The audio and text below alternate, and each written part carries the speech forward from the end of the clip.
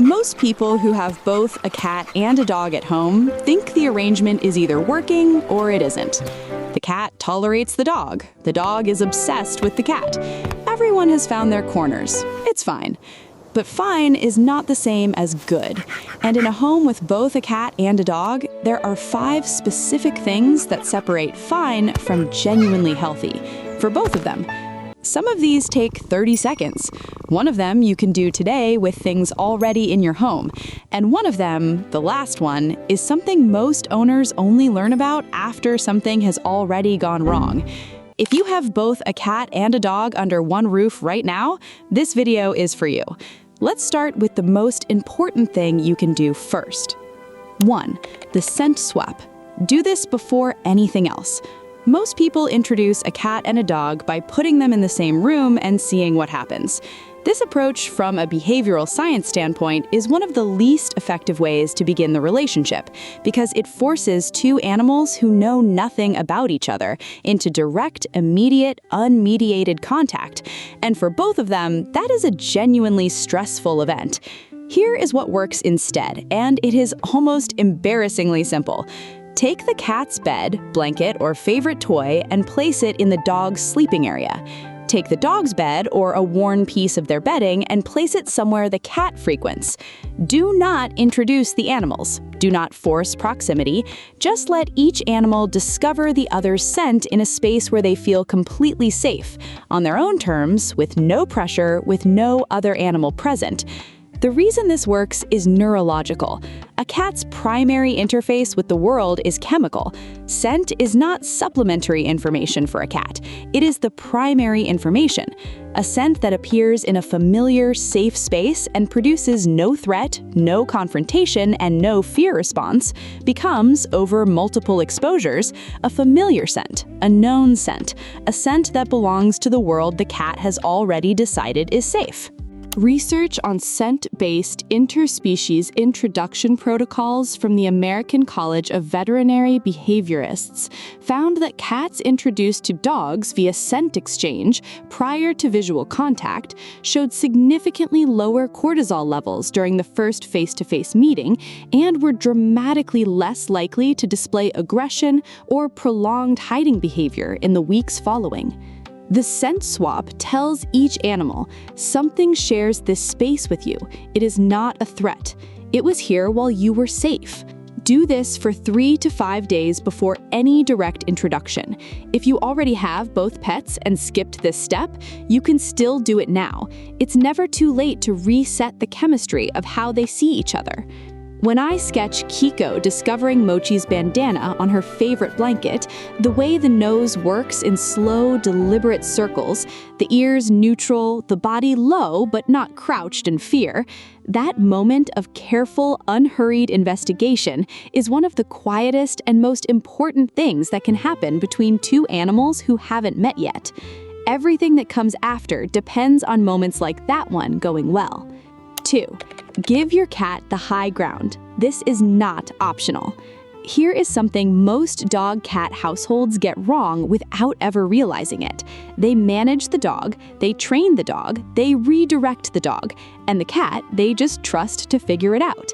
But the cat's mental health in a multi-pet home depends on one thing above all others: the ability to be somewhere the dog cannot reach. Not sometimes, always, on demand. A guaranteed exit from every situation that feels like too much. Cats are not built for sustained confrontation. They're built for strategic withdrawal. In the wild, the high ground is where a cat goes to be safe, to observe, to decompress, to regulate. It is not a luxury, it is a biological need. A 2021 study on feline stress in multi-pet households, published in the Journal of Feline Medicine and Surgery, found that cats in homes with vertical escape options, shelving, cat trees, elevated surfaces inaccessible to dogs, showed significantly lower chronic stress markers than cats in homes without them. More specifically, cats with reliable high ground access were more likely to voluntarily spend time in shared spaces with the dog. The safety of having an exit made them more willing to be present. What this means practically, a cat tree in the main living area, wall-mounted shelving at height, a cat door into a room the dog cannot enter. Something that tells your cat in the language of space and architecture there is always somewhere you can go. You don't need to spend a lot of money. A cleared shelf at shoulder height with a soft blanket and clear sight lines to the room below is enough. The requirement is not luxury. The requirement is guaranteed, reliable access to height. Your cat will be calmer. They will be less reactive to the dog. They will spend more time in shared spaces. And paradoxically, by giving your cat somewhere to go away from the dog, you will bring them closer together. 3. Teach your dog one command that changes everything. Most dog owners with cats manage the relationship reactively. The dog lunges, they pull back. The dog stares, they redirect. The dog chases, they intervene. Every interaction is a potential emergency managed after it has already started. There is a better approach, and it requires teaching your dog exactly one thing. The command is called leave it, and in a multi-pet home, it is the single most important thing your dog can know. Leave it teaches a dog to disengage from whatever has their attention and return their focus to you. Not because they are scared, not because they are corrected, but because redirecting their attention to you has been trained through positive reinforcements, through consistent reward, to produce something better than whatever they were focused on. When your dog has a reliable leave it, the moment the cat moves across the room, you have a tool, a way to interrupt the motor sequence before it escalates. A way to reward calm around the cat until calm becomes the dog's default response to the cat's presence. Veterinary behaviorists at the American Veterinary Society of Animal Behavior describe leave it as the foundational command for multi-species household management. More important than sit, more important than stay, because it directly addresses the predatory attention response that underlies most dog-cat conflict. The training itself is straightforward. Place a treat in your closed fist. Let the dog sniff and paw. The moment they withdraw, the moment they give up and look at you, say leave it and immediately reward from your other hand. Repeat until the withdrawal is instant. Then transfer to the cat's movement as the stimulus. Within a few weeks of consistent practice, your dog learns something that rewires the entire dynamic of your home. They learn that your cat is not prey, not a chase target, not a game. They learn that the cat is simply part of the world, and that paying attention to you around the cat is where the good things come from. That one shift changes everything. If you're pausing this to look at your cat and dog with new eyes, if you're already thinking about the shelf, the scent swap, the training, good. That's exactly what this video is here to do. The animals sharing your home are capable of a much better relationship than most owners ever help them build. And most of the time, the things that make the difference are simpler than anyone expects. Subscribe if you want more of this. New videos every Tuesday and Friday on the Pet Canvas. Now, point 4, and this one you can start today. 4. The dual enrichment game that builds their bond while you watch. Here is a problem nobody talks about in multi-pet households. A dog and a cat have completely different energy levels, different play styles, and different definitions of fun. A dog wants movement, interaction, sustained engagement. A cat wants short bursts, independence, stimulation on their own terms. Put them together with nothing to do, and the dog will direct all of that unspent energy at the cat, which is the source of most of the chaos in these homes. The solution is enrichment designed for both of them happening at the same time in the same space, parallel engagement. And the side effect of parallel engagement is something researchers call positive association. Each animal comes to associate the other's presence with something enjoyable, something stimulating, something that feels good. Here is what this looks like in practice.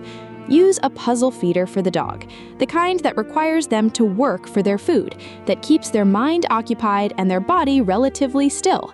At the same time, run a wand toy or laser for the cat in the same room.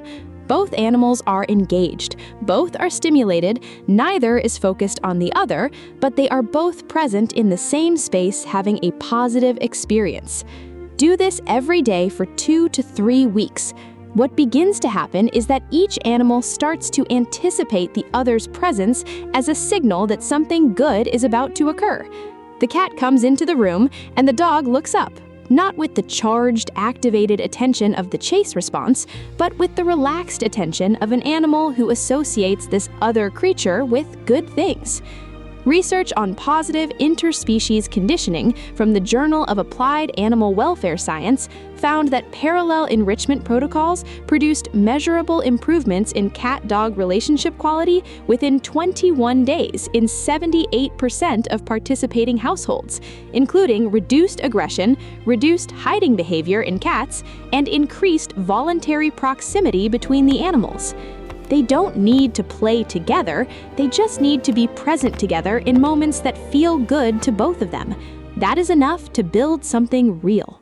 I said at the beginning there was one thing most owners only learn about after something has already gone wrong. Here it is. If your cat and dog can access each other's food, if they eat from each other's bowls or finish each other's leftovers or help themselves to whatever is on the floor, there is a risk in your home right now that most pet owners have never been told about. Dog food and cat food are not interchangeable. They are formulated for animals with fundamentally different metabolic requirements. Cat food is high in protein and contains taurine, an amino acid cats cannot synthesize themselves and must get from their diet. Dog food does not contain sufficient taurine for cats. A cat that regularly eats dog food as a primary source of nutrition can develop taurine deficiency, which leads to dilated cardiomyopathy, a serious and progressive heart condition, and retinal degeneration that can cause permanent blindness. Going the other direction, dog food is generally safe for cats in small amounts, but cat food is dangerously high in protein and fat for dogs. Regular consumption contributes to obesity and can cause pancreatitis, inflammation of the pancreas that in severe cases is life-threatening. And beyond the food itself, certain medications and supplements formulated for dogs are toxic to cats. Permethrin, found in many dog flea treatments, is severely toxic to cats and can cause fatal neurological reactions from even small skin contact. A 2023 review on multi-pet household safety risks, published in the Journal of Veterinary Emergency and Critical Care, identified cross-feeding and cross-medication exposure as among the most common preventable causes of serious illness in households with both cats and dogs. Most of the owners involved had no idea there was a risk. The practical fix is straightforward. Feed your cat and dog in separate rooms or at separate times, with no access to each other's bowls before and after meals. Store all medications in completely separate, inaccessible locations. And check every flea, tick, or parasite product you use on either animal for the word permethrin before it comes into contact with anything your cat could touch.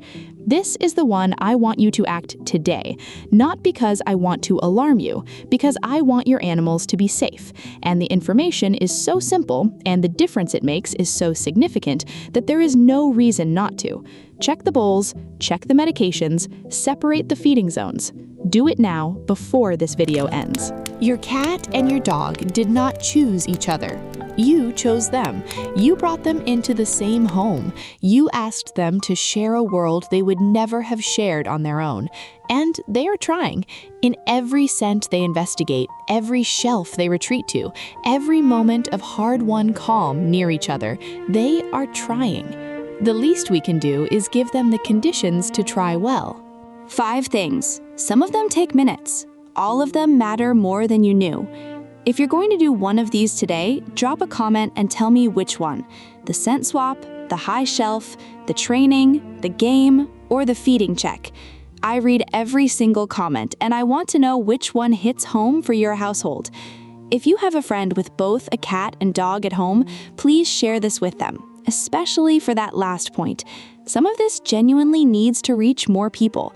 If you're not subscribed yet, come join us. Every Tuesday and Friday on the Pet Canvas, we go deeper into the animals who share our lives.